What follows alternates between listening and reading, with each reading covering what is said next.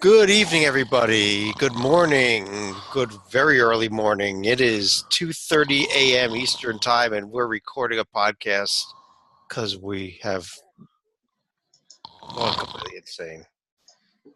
Good night.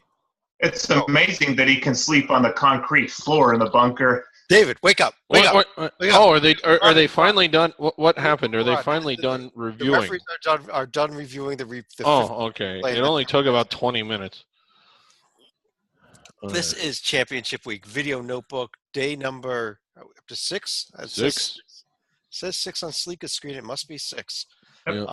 I'm your host, Chad Sherwood. We've got David Griggs and John Sleeka with me, and we got a lot to go over tonight. Why don't we start with some news and notes at the top of the show here, David? Yeah, sure. There was it was the end of the regular season for most of college of the remaining conferences today, other than the American tomorrow. We saw a lot of interesting games, including Sleeka. Xavier wrapped up the outright Big East Championship today, so congrats to your team. Yep, and they wrapped it up the same way they have all season long, and that's walking a tightrope even at DePaul. Yeah, it was an interesting game. We saw a lot of bubble teams actually winning and picking up nice wins today, which make things a little more interesting next week. Teams like Syracuse winning at Clemson, beating Clemson, Marquette knocking off Creighton. That was a huge one for Marquette. Yeah.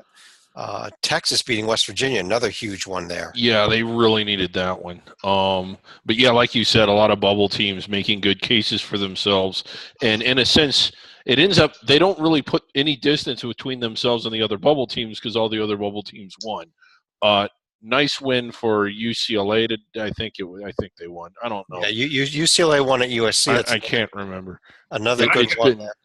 But I could also argue that one of the biggest wins was Oklahoma State, because while Kansas won the Big 12 for, I think, the 14th straight year, this is the first time under Bill Self's tenure that someone actually swept Kansas during the regular season. Yeah, huge win for Okie State. Absolutely sweep of Kansas, and the possibility of a 9 teams from the Big 12 making the field is still alive here. And it's March 4th, and that's unbelievable, David.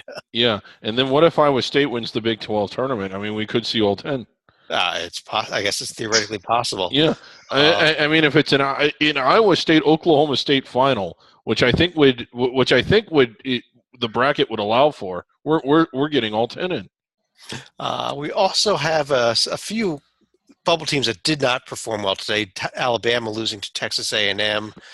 Arizona State maybe suddenly on the bubble, losing to Stanford tonight. Bad loss there. Yeah, Arizona State. In November and December they beat good teams. They've offset that in February and now March by losing to bad teams. Also, Florida beat up on Kentucky tonight, and of course Duke came back from down 10 in the first half to beat North Carolina in a game that, David, you've got lots of fun facts for us about that one. Yeah, they're 8 miles apart, never met in the NCAA tournament. I didn't have the sound on, but I did until the end, and I didn't hear them actually mention that. That must have been a first. One other bubble team that lost, out of Conference USA, Middle Tennessee suffered a tough home defeat to Marshall tonight. Real disappointing loss for Middle Tennessee. Of all the teams we just talked about, I think that one was the most damaging. Losing at home to a team that will likely miss the NIT. With as good as Middle Tennessee is, and they are good, they just don't have the luxury of tripping over themselves, and they did tonight. I mean, they shot themselves in both feet. And are they in a situation now to where they need to win the conference tournament? And that was also a season sweep for Marshall against Middle Tennessee, which is even more bizarre. Yeah. Not bizarre. Marshall's a pretty good team, but yeah, that's kind of going to be rough for Middle Tennessee if they don't win the Conference USA tournament. A couple other notes here. Congratulations to Chicago State, picked up their first D1 win of the season and their first conference win. So we ended up with only one team that went winless in conference play, and that was Pittsburgh out of the ACC. Yeah. Pathetically bad season for Pitt. Yeah. And I can't help but notice they're not quite as good as they were when Jamie Dixon was there. Have you noticed? It's a subtle difference. A subtle difference, yeah. Yes. Very under the radar, but a very surprising game in the regular season finale in the Sun Belt tonight. Louisiana, who had been rolling all season pretty much, lost at home to last place Little Rock. It One was just boggled the mind there. And that was their only home loss all year. Yeah, they'd locked up first place and just decided to take the night off, I guess. I don't know what happens there. But let's any other news and notes, David, that you want to hit on? Or John? Well, we could go as far as the coaching ranks go, where what is it? Yeah, please. Paul Lusk. Yeah, Paul Lusk is going to be out at Missouri State per reports, and there's also some rumors going on that Thad Matta may be coming out of retirement to coach at Ole Miss, but nothing confirmed there, but just discussions going on as far as we know. Yeah, stay retired. It's not worth it. It really isn't. Let's get to what happened on the court today then, and in conference tournaments today. And let's start with we have one team that is absolutely locked in, will be in the big dance. Congratulations to the Murray State Racers, the first team in Ohio Valley Conference Tournament champions. Yeah, looking really good in both games. I know Jacksonville came back and actually tied that game, but Murray State blew it open early. They jumped out. They were ready. They got out to a big lead. And again, it was a situation to where Belmont came back, tied it, actually took the lead, and it was a fun game to watch. But in the latter part of the second half, Murray just blew it wide open. And I didn't realize this is their first tournament since 2012. That doesn't sound right. I didn't look it up, but that's what they said during the broadcast. So, and this is a good Racers team. They could really make somebody sweat in the round of 64. So the OVC getting there, probably the team with the best chance of winning a game is the one that got in. I think, John, I think we're looking at a 13 seed here for Murray State. Would you agree with that approximately? I would say 13 is where I would have them at the moment, which means you could have a possibility of them facing one-time Murray State head coach Mick Cronin in round one. Oh, there we go. If Cincinnati falls to a 4, Cincinnati, the biggest non-conference tournament game left of the season is tomorrow's Cincinnati-Wichita State game. If they win that one, I think Cincinnati moves up over a 4. But yep. Let's talk about some conferences that were in the semifinals today. Also, I'll tell you what. Let's start with the big one, the Big Ten. There it is. This was this afternoon. It feels like it was 10 million years ago at this point. But, yeah. We started the day off there with Michigan knocking off Michigan State, ending that 12-game winning streak, and then we followed it up with Purdue ending the Penn State dreams. David. I don't think I don't think Penn State's getting in. They might. They're going to be on the board. The committee will look at them. They've taken weaker teams, I guess, but I don't think Penn State's getting in. They were right in there for the first half, but they kind of just ran out of juice. Like their shot just went away, and you got the feeling that they were a little fatigued, and Purdue just kind of opened it up. But how about the other game? Michigan has now won 7 straight Big Ten tournament games. This team is unbeatable in Big Ten tournaments, it seems. And John, you going to take them tomorrow against Purdue? I probably would go with Michigan right here. I mean, Purdue did look a little bit flaky in their first 2 games, but Michigan has certainly been on fire outside of the Iowa game, which they came close to playing with fire themselves. Yeah, I think Michigan's the team to beat here. I think Michigan is going to win this game tomorrow. And David, I think Michigan could push them. Can they get a protective seat if they win this one? They could. I don't think they will, but they could. I mean, again, that's a pretty good profile to suddenly. Where did we have them? 5-6 range as it was, and then you add to that wins away from home, albeit not true road wins against Michigan State and Purdue. A case can be made. I don't know if they'll land all the way up there just because there's so many moving parts and what's everybody else in these other tournaments going to do.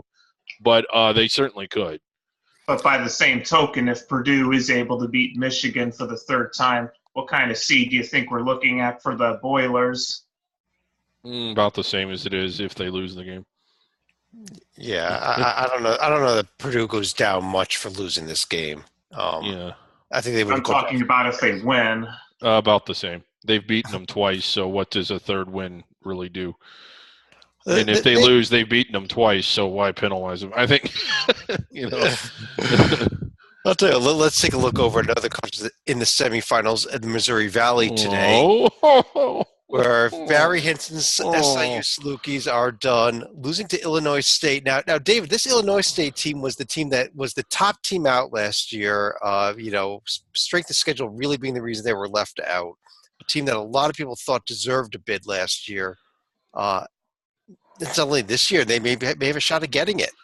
Yeah, they have a tall order. Loyola's really good. I know that the two games that they played in this tournament have been rather competitive, and tomorrow's maybe as well. But yeah, they got a shot. I mean, they're still playing, but it's a lot to assume to think that they can beat Loyola. I don't know. Loyola's looked beatable these last two games, though, haven't they? Yeah, I suppose so. So has Illinois State. Oh, true. John, you want to go with Illinois State, or are you going to stick with Loyola? Both of these teams are going to be hard luck as far as getting into the field. It's been 17 years since Illinois State has made it. It's been 33 years since Loyola has made it. But I think the Ramblers are going to finally overcome some of their demons and win this one. Well, I didn't realize it had been 33 years. But all that time, wow. But another fun fact as far as Loyola goes, they've actually had the highest seed ever for a team out of the MCC/Horizon. That is when they got a 4 seed back in the aforementioned 1985 season, along with a Sweet 16 run that year. Semifinal day in the Northeast Conference.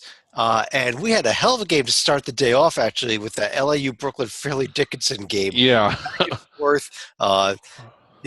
Fairleigh Dickinson had a shot, about a half-court shot to try to win it at the end after they fouled Brooklyn and 2 free throws won the game.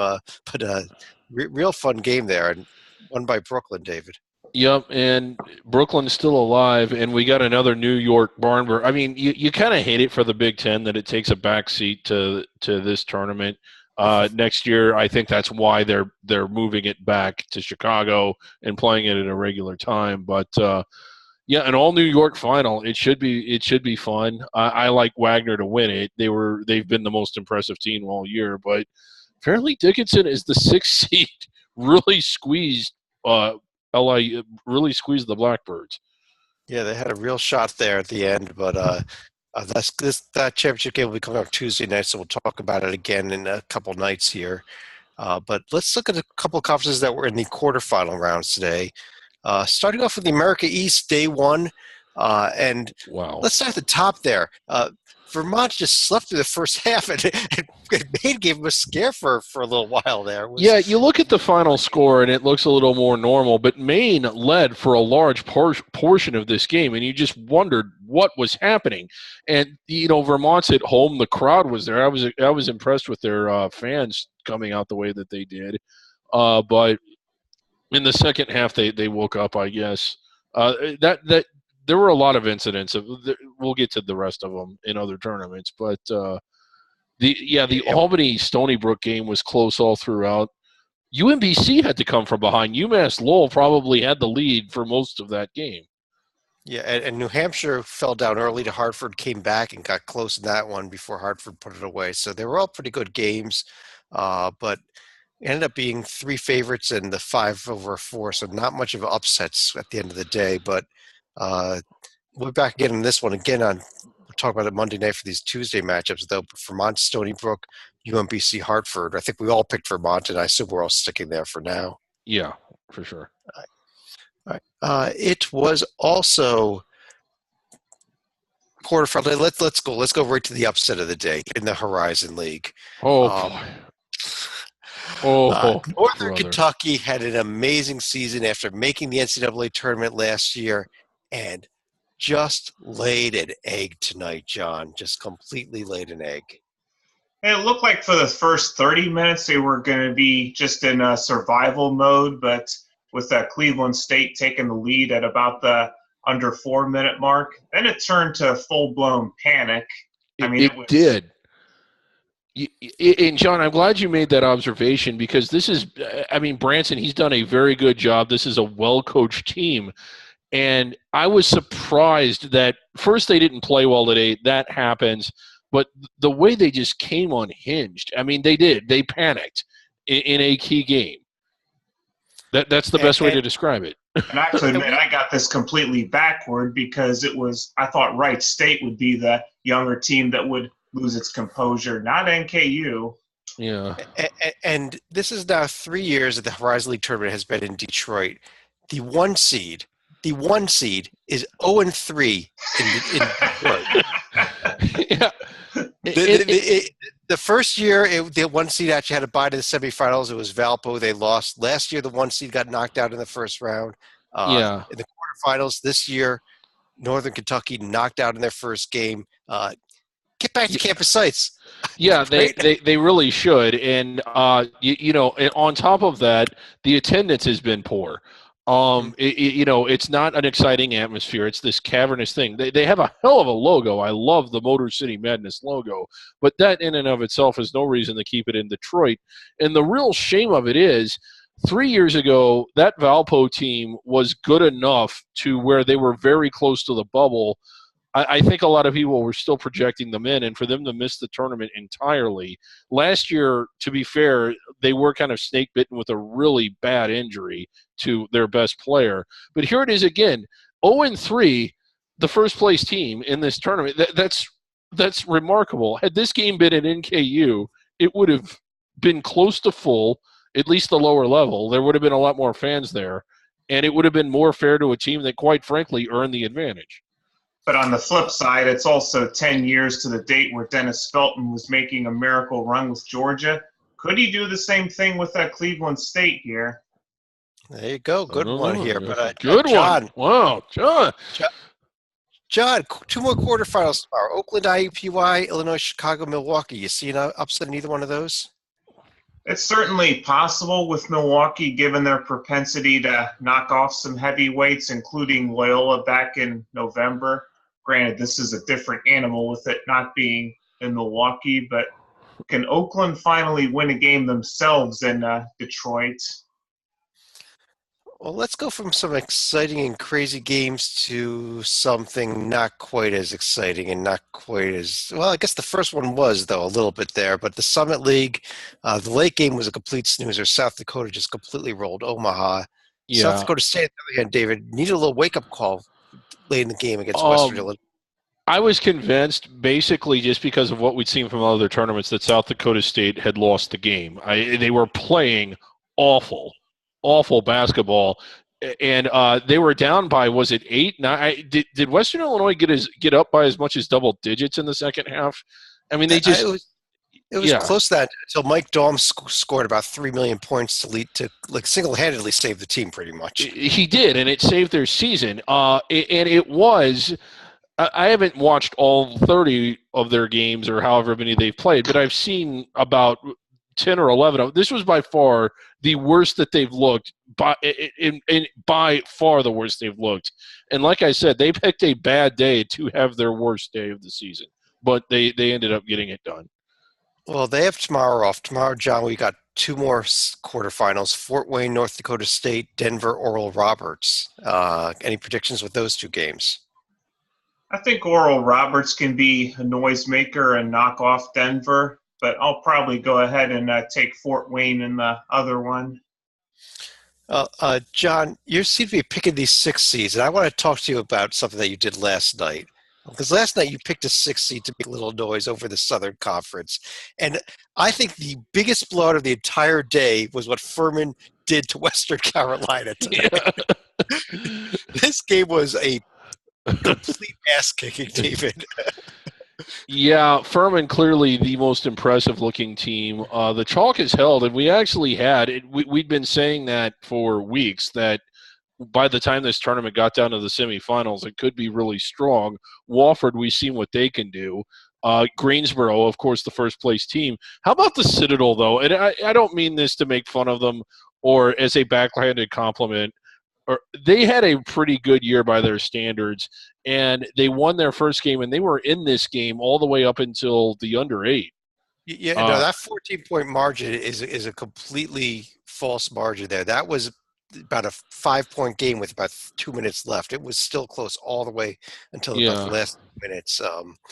The other two games, though, East Tennessee State, Wofford, kind of a boring day, actually, this other than that first one.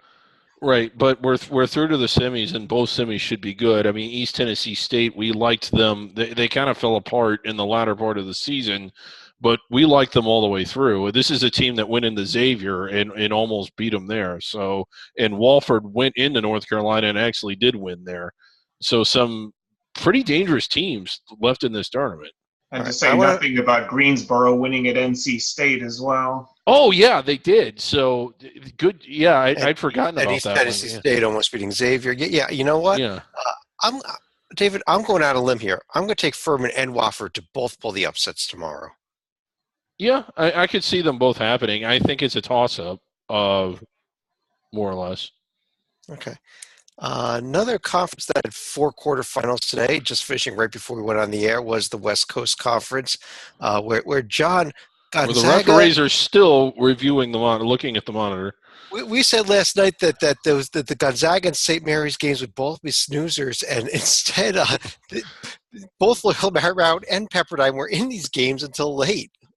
Well, the fact that St. Mary's and Pepperdine was the most exciting game of the day, that's a very dangerous sign for the Gales right there, who they really don't have enough quality wins to speak of, but this would have been a catastrophically bad loss had that taken place. And they trailed for a good portion of the first 37 minutes. But at the same time, even Gonzaga, they trailed for the entire first 37 minutes, I think.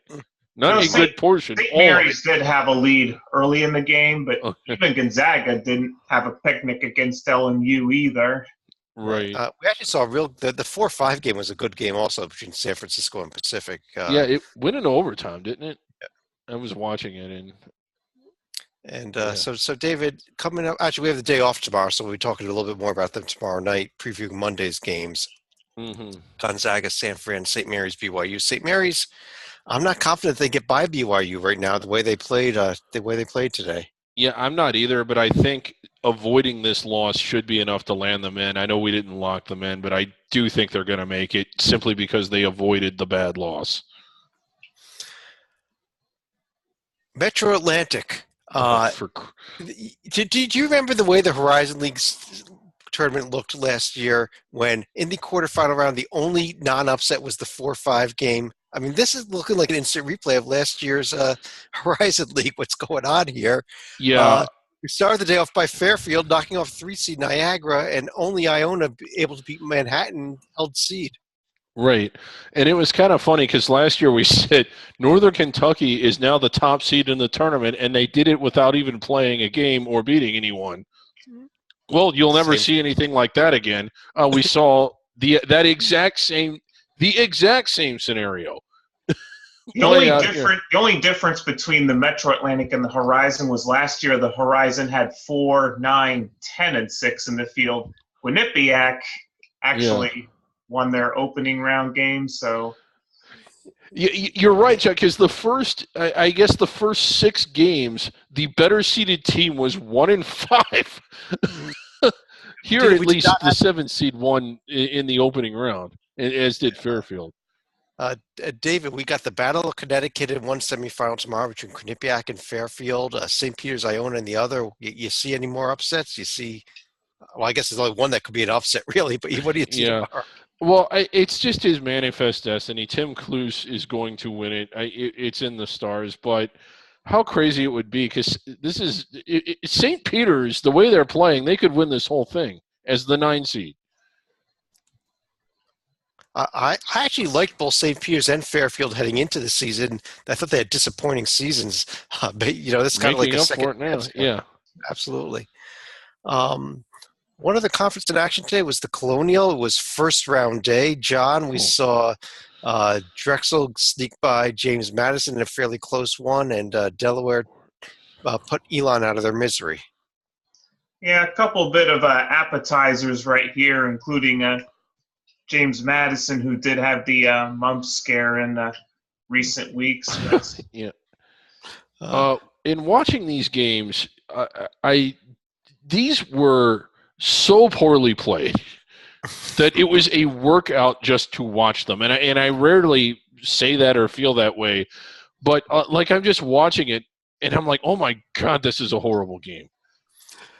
David, what about tomorrow? We got 4 quarterfinals tomorrow, a full day of Colonial action. Do you see any upsets? Do you see anything of note here? I think Townsend takes down William and Mary. It's just I have not been impressed with them, the Tribe, whenever I've seen them. Apparently they're pretty good when I'm not watching them, but of the games that I did see them, they didn't just lose; they lost huge.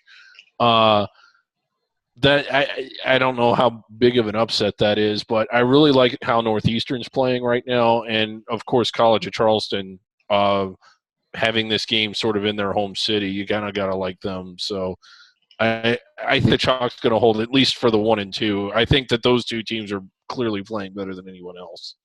John, what about the nightcap there, the Hofstra-Wilmington game? Can you see Wilmington knocking off Hofstra? Not this year, but at the same time, I think Northeastern should still have a reasonably easy compared to other conferences, at least as far as getting to the championship game here. Right. A few other conferences we want to go over that were not in action today but are playing tomorrow. It is championship day in the Big South tomorrow. Liberty at Radford. Yeah. We talked a little bit about it last night, though. John, you sticking with the home team, Radford? I'll go with Radford right here. All right, good insight. David, got anything more than that? I like Radford. I mean, they're at home. I mean, Liberty's played really well in this tournament. I just like Radford a little bit more. It's going to be close, though. It'll be a fun game. It will be a fun game. You know what it'll be? Electric atmosphere, really. Right. It'll be the inverse of the Metro Atlantic and the Horizon League because they do it right in this conference. It's at campus sites. It will be sold out, and it will be crazy. Well, one more place that will be sold out and crazy is Florida Gulf Coast. Right after that, the Big South game, ESPN will go right over to the ASUN Championship game. The top 2 teams, Lipscomb and Gulf Coast. David, this is a game that I think may end up being the best game of the day. Yeah, it should be. I still like Gulf Coast to win it. I know that they kind of crashed and burned a little bit down the stretch, but I think that was after them clinching it, just getting a little bit bored with the season. But Lipscomb's got it in them to win this. John? I think Lipscomb can win this and actually possibly avoid the first 4 in Dayton if they're able to do so. They actually have better metrics overall compared to Florida Gulf Coast. It's just so tough to win at Dunk City. That's where you hesitate picking Lipscomb here. Well, they've done it once. Yeah. Well, which makes it even tougher to do it twice. Yeah. It is also semifinal day tomorrow in the Patriot League, where we have BU at Bucknell, who won earlier, at Colgate. BU has beaten Bucknell once already this season. Holy Cross, kind of the Cinderella team here, going up against Colgate. I personally think Colgate wins, and I think BU Bucknell is going to be close. I think that the top 2 seeds sneak it out, though, David. It's kind of crazy that you say that because I was going to say the same thing. I do think Bucknell gets it done, but I think Boston U is right in the game, and I think Colgate squashes Holy. I was going to say that exact same thing. Well, then maybe I'll change it. Holy Cross is going to blow out Colgate, and BU is okay. Now you're wrong. Now I feel better. A couple of things that happened today. Actually, let's discuss this here. We had a couple of additional eliminations today, including the final few teams in the Ivy League getting knocked out. I want to show the Ivy League bracket, even though it's not coming up at the next weekend. Cornell, surprisingly, got the final spot in the Ivy League, David, after a really fun game between Princeton and Yale that had Princeton won it, they would have had that spot, but Yale pulled it out in overtime. and arguably maybe help themselves out a little bit, or were they already locked in the third? But They it were was locked in crazy third. because coming into the day, there were 3 teams that were locked in and 3 fighting for one spot that were still alive. So you had 6 of the 8 teams still in play, and it was a pseudo or virtual conference tournament atmosphere since these were elimination games. Cornell getting it done in their game and getting a little help from, as you said, Yale. Got help from Yale and got help from Harvard as well, who beat Columbia, which Cornell also needed to happen to get that final spot. Although Yeah. that game kind of expected that Harvard would be able to beat Columbia at home. But we'll talk more about these games coming up later on in the week. Last thing, John, it was PACWEST championship game, and Cal Baptist had a 17-point first half lead, and something happened. They did not finish ahead by 17 points, nor did they finish ahead, period, in this one. Yeah, the team of the people suffering a defeat in the PACWEST tournament. But, David, it doesn't matter. Doesn't matter, and that's why, I mean, that's the only reason Cal Baptist didn't win. It doesn't matter. Doesn't matter. Yeah. All right. Then let's go ahead and pull the board down here, and let's go to our survival board instead. How about that? Yep. Sounds good to me. Man, these teams are melting off of it. It seems like it goes so fast. We've lost quite a few. It was a real busy day. There it is, 280. So I think that's upwards of 50 that have come off of this since we started doing these championship week notebooks.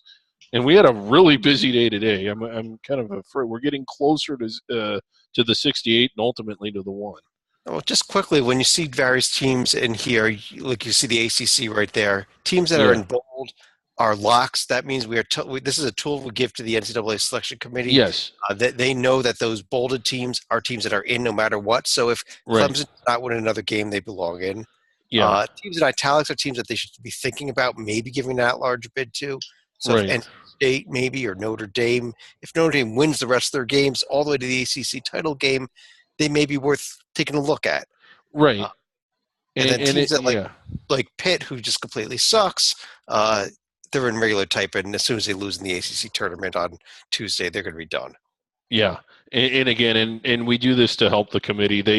We know they use it. They certainly appreciate it. You know, we're going to see what happened as a result of today's games here. Down to 250. Wow, we lost 30 teams today. Yeah, I guess that's the busiest day of championship week so far, I think. So far, but Wednesday and Thursday next week will be when the survival board really starts to get scrubbed down. Yep. And look at the Ohio Valley there, David. For the first time, you see a team in bold and all caps. That's Murray State. That means they're in. They are locked in. They are an automatic bid winner. If you've been following the board, you see we made some updates here. I think, for example, we locked in Florida today after they blew out Kentucky. So they are now absolutely a lock as well. Yeah, they are. What else do we have to do here? We're getting me out of the bunker is what we're doing. Chad, I've been thinking about these trivia questions, and I think that they're completely wrong. I got to discuss something first, though, David. Okay. The SWAC bracket was also announced today. Here it comes up on the screen right here. Yeah. And Grambling's not in it. Well, which is crazy because I thought we had filed a waiver. We did file a waiver. Yeah, and like they said, you needed to submit it online. This is an online show. We showed it online. The NCAA not ruling on anything yet. Well, I was just thinking, though, David, if you look here, the championship game, as it sits right now, is on Saturday. This show's not till Sunday. Right. Yeah. Okay. Yeah. Is we could take that winner. We could still let these 8 teams play it out as long as we get our waiver by Saturday. On Sunday afternoon, the winner of this 8-team bracket can play the regular season champion Grambling, which is a perfectly legitimate format. Give the regular season champion a bye to the championship game. Yeah. And that is a good format, and maybe we'll hear about it before then. I don't know. Like sometimes it takes them a minute to rule. Although I don't know why it would take them so long to rule on our waiver. I thought it was pretty sure-handed, didn't you? Yeah, I mean we had a really strong waiver. Here, I even show it to you again. Here, it should be up on the screen. Right Yeah. about there. It I is. mean, we have a really strong case. Uh, Yeah. we want to play. Grambling for the first time in 30 years today clinched the outright SWAC championship. I'm sorry, they belong in the Yeah, NCAA. they do. But you wanted to get to trying to get out of the bunker, right? Yeah, the trivia. Well, your answers are wrong, Chad. I mean, they've been wrong the whole time. I've not gotten a question incorrect yet. Yet I'm still in the bunker. Well, this is the way it works for those of you that haven't been following along. David Griggs is locked in the puppet bunker. He does have a chance every night to get out if he can figure out the answer to Why our don't we just skip the trivia and just let me out? No, we've got to follow the rules here. And I even giving you John as an assistant to help you answer the question. And He's been no help. This was one of the more difficult ones, but we saw North Carolina Duke play tonight for the 10 billionth time. Yeah. And just as a note here, Tyler Hansbrough is the all-time leading scorer for North Carolina. He scored 2,872 career points. J.J. Redick has scored 2,769 points. He's the all-time leading scorer for Duke. The question is, what player holds the all-time scoring record in head-to-head contests between North Carolina and Duke? Let's see. Well, it's not like I want to say. Read the question again. What player holds the all-time scoring record in head-to-head contests between North Carolina and Duke? In head-to-head contest. This is the biggest rivalry. And John, you want to help me out here? There was a little bit of a hint there, maybe, talking about Tyler Hansbrough and J.J. Redick. Yeah. Well, it would be Tyler Hansbrough. I would probably go the other direction and say J.J. Redick. But Hansbrough had more points. You didn't say head-to-head competition in this rivalry. You just said head-to-head competition. Yeah. Okay. Well, let's find out what the answer is and find out. So you're going with Hansbrough, right? Yeah. I mean, that's the answer. Okay. If that's what this says, the answer about this huge rivalry between North Carolina and Duke that's promoted all over the TV is nobody cares. That's not an answer. Well, Nobody cared. I didn't care. Scored more points than anybody else in a head-to-head contest between North Carolina. Who cares about Tyler? Who cares about Tyler Hansbrough? You have to be on the lookout for rhetorical. Right. So I got the answer right. Let me out of here.